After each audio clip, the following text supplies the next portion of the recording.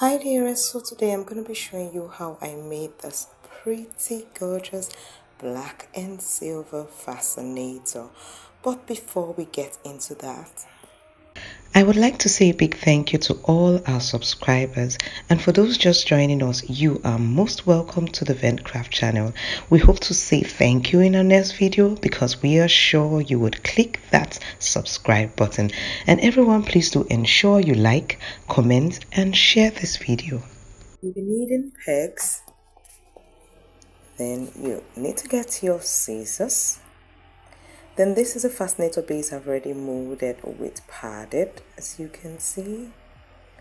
Then this is your tubular crinoline. Now if you've attended crinoline masters class, you already know this. This is the big one.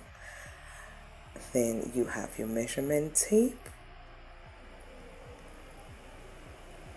Then here is your boning. Do you know boning? Alright, then we have my piece of material. It's velvet or suede that I've cut already to size. Then I have my black thread and the needle. And then I have this uhu gum that is almost finished, so I need to bring out a new one in case it doesn't take me through. Then that's my elastic band and it's 13 inches. And I have my flower trimmings and I got some more to use. So the first thing you want to do before you cover up your fascinator base is to sew your elastic band. So remember, when sewing, if you bring it to the top part, you take your needle close to the part you just brought it out so it's not visible, although you don't really need to do that here because you're going to be covering the top with another material. But just in case the material is light, you need to practice this way. So keep watching and learning.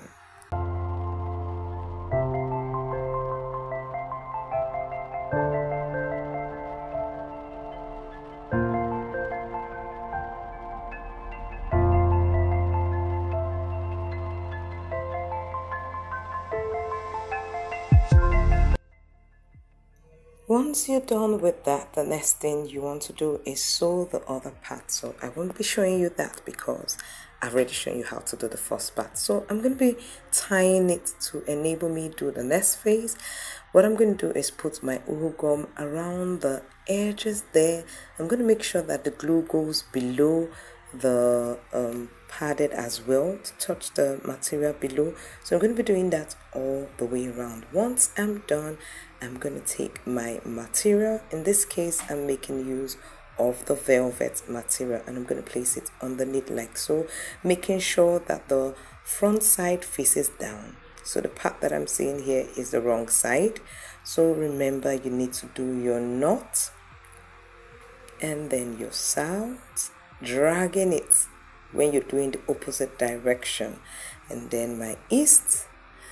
And remember to also drag the west, so this makes it tight and ensure you're getting a smooth finish. Then after that, you're going to take the corners and drag like so in between the two pegs, and I'm going to be pegging it like that. So I'm going to be following this process all the way around. So keep watching and learning.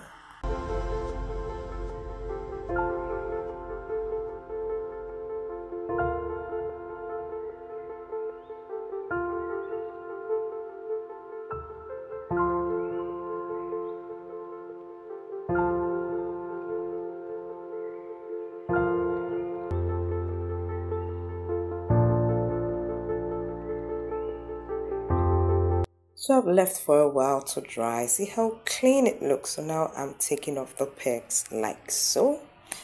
And once you're done taking off all the pegs, the next thing you're going to do is cut off the excess. Now I'm going to show you that razor blade is the best, really. Scissors, in this instant, the best is to make use of your razor and it cuts it out quickly. So I'm going to do it all the way around. And then you take your bias or your Petersham, but as you know me, I prefer bias in this instance. So I'm going to be taking my matching bias black and I'm going to be sticking it all the way around. Keep watching and learning.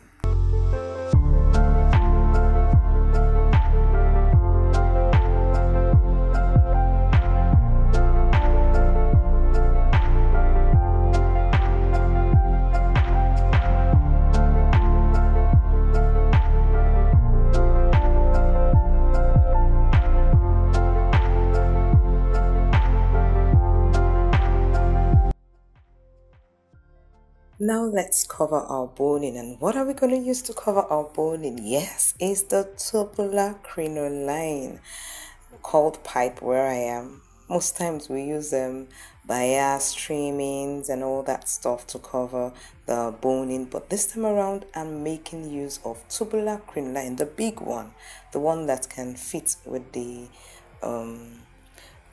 crinoline, because there are different sizes of the tubular crinoline. So now I'm cutting out a piece of it so that I can sew the top part so it doesn't come out. Can you see? I pushed out a little bit of the crinoline and now I'm sewing it. Now the tubular crinoline, I made use of almost 2.5, like 2 yards and 16 inches thereabout.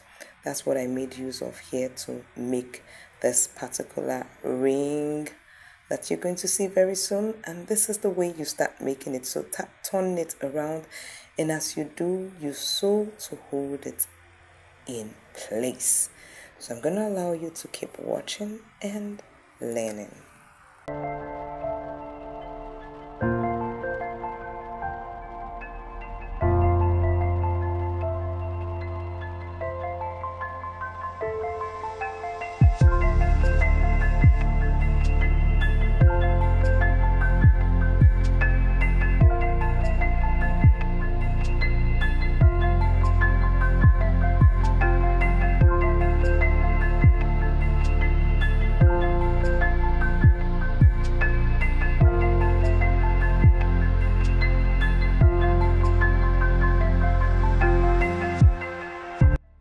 Now I would be dropping the links of all the items that we used in making this Mako Fascinator in the description of this video. So if you can't get it in your local store, you would have Amazon links, AliExpress links.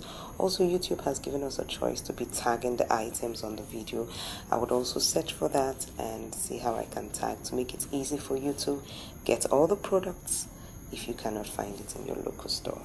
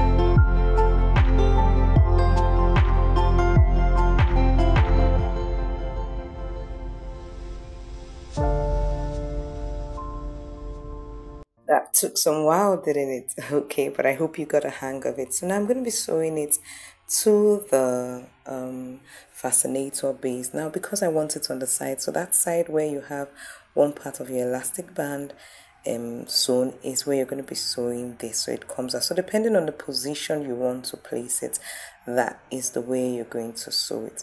So now the way I'm sewing it, I'm passing it through the thread that I used to sew it on top, taking a little bit part of the crinoline, anything to make sure that it sticks properly. But when I take it from the back, I take it close to the thread in so that it's not visible underneath, since I'm going to be covering the top part. So keep watching and learning.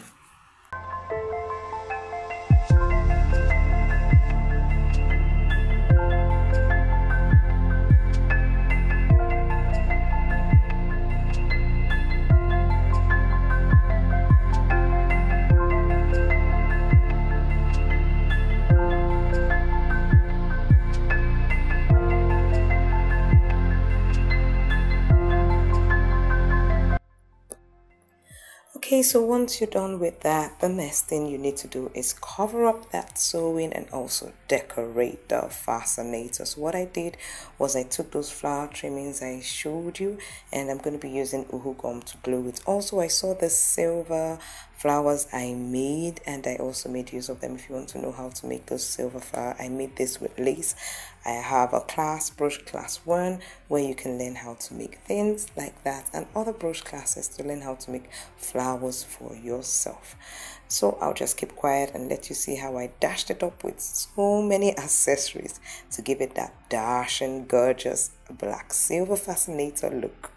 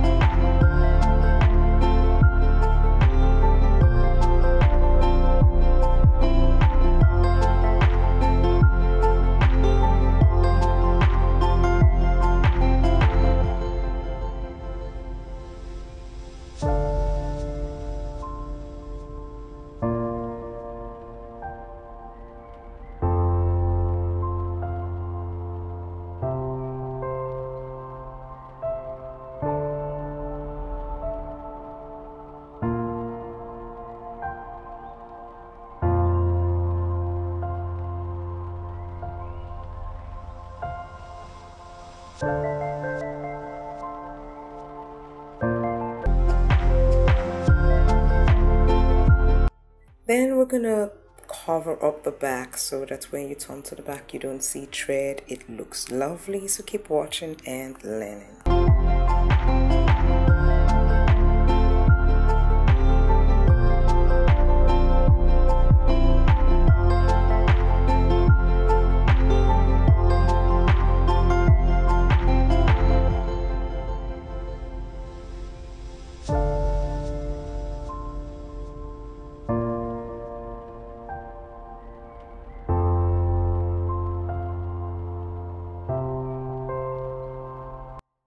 And that's how we made this gorgeous black and silver fascinator. Do let me know in the comment section below what you think about this fascinator, and would you be making one? If you love it, do give me a thumbs up, and if you haven't subscribed to this channel, click the subscribe button and the bell so you get notified when I upload new videos, and check out this next video.